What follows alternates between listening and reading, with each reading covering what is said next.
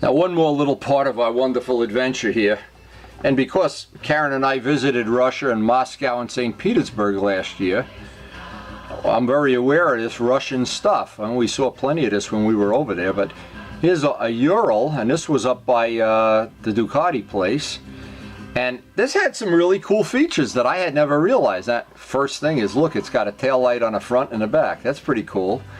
It's got a headlight on the sidecar. He's got his own spare tire. But that isn't even the beginning of the cool features. Now, I had never really looked at one of these, even though they have them in Motorcycle Mall, and I've seen them at Rutt's Hut and different places. I never really looked close. This bike is loaded with unique features you're not going to see anyplace else.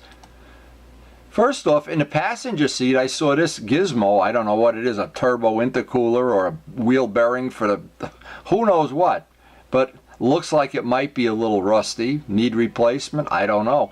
But it was, here's a cup of coffee and a wheel bearing. I don't know, you know, that's pretty cool. Now, I was looking for unique features, things you just don't see on other motorcycles. And of course, everybody gathered around. And the first thing we heard was the story. He drives this bike up where there's a collection of guys with new Ducatis and Panigales and everything, and they're all, everybody there comes over to look at his bike, and nobody's looking at the modern bikes. When I know how that feels. Anyway, looking at it, it's an old BMW, and my father probably had a pretty similar BMW to this. They probably stole one of these during the war and copied it, reverse engineered it like they did with the 3 B29s.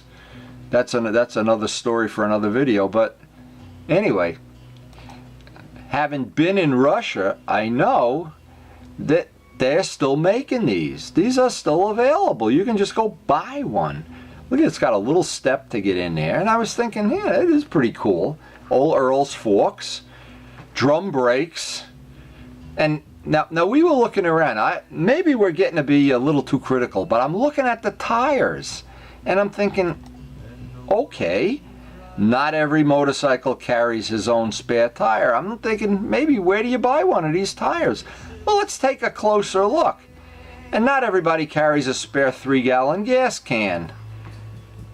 Okay, that's kind of a unique thing, but let's look at the tires. Now, everybody that has a bike has tires. Dunlops, Michelin's. Well, I looked at these. Look at the little things from the injection. It looks like a porcupine.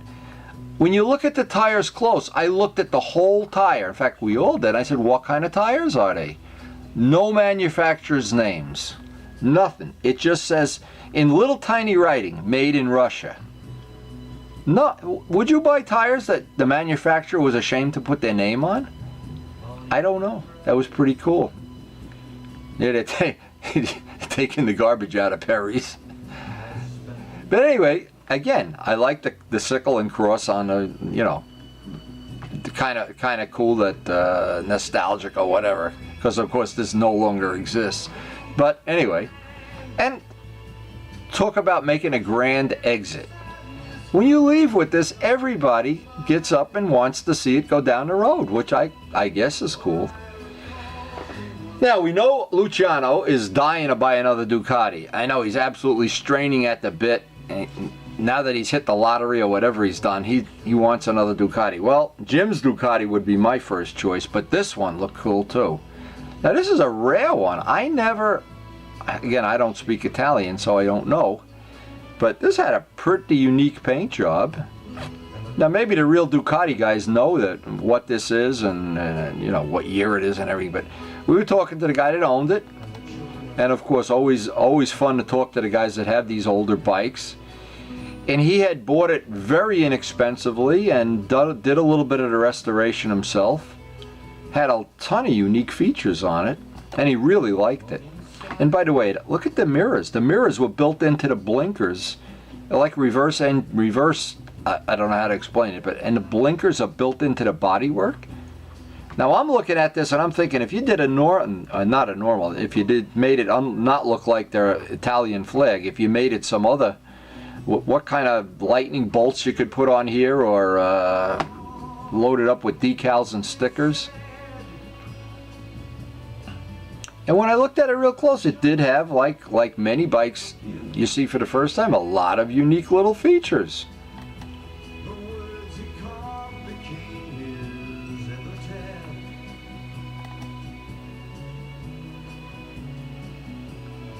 Look at the blinkers on this. Wow.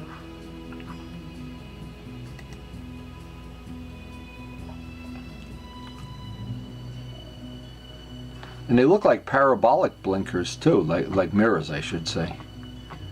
I wonder if you can see anything except your knees out those mirrors. You know what I should have done? I never thought of it. I should have sat on the bike and just got to look at what the visibility is like.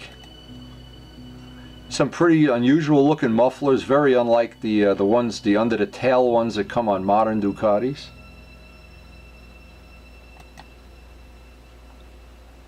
And Tim was saying, geez, I wore the right shirt today anyway. You got to have a shirt that matches your Italian flag bike. Of course, you have to have red underwear with the red socks or white underwear or no underwear, I don't know. Anyway, another unique bike. Now, we were talking to this guy. This is a 350 Honda 4-cylinder. And I had seen this bike at Circle Cycle already, and he lives down in our area. It had some of the unique things. Bicycle pedals for foot pegs. Not everybody has that. Yeah, the wrapped exhaust pipes, no muffling at all. The rat bike paintwork. And like everybody, carries a hammer with them, a sledgehammer and a fire extinguisher and a toolkit where the passenger pegs would be. Very cool. Some very unique. Yeah, I'd seen that chopper show where they made a fireman bike and they put an axe in the back where the swing arm should be and stuff. Very cool. But anytime we ride Old West Coulee here, we always get our share of people that are poking it and probing it and looking to see if it has any oil leaks or anything. It doesn't. Save your money. And Tim finally got a really, really good aggressive ride on those brakes. I think the only thing left is to just let Luciano take it for a little test ride and give it the final okay from the master.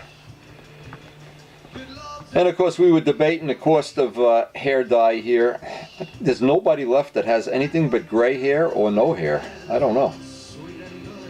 But the rest of this weekend was going to be consumed by Miles's birthday party, which just turned out to be the best time you could ever possibly have. And we wound up, Rob did an amazing job doing all the cooking. Karen baked the cake. We had some fun times with the baby while they were getting ready to do the party. He loves trains. He just never gets enough trains. It's trains. Even the cat likes the baby. Even the baby likes the baby. The baby likes trains. Thomas the Tank. Windy the Tank. You just never know how lucky you are when you have a grandchild. And he just plays with those trains through the tunnel out the other side. But sooner or later, I know Rob has put him on the motorcycle and hit the starter button. And his eyes come right to life. So anytime you think you're not the luckiest person in the world, I don't know. I think I am anyway.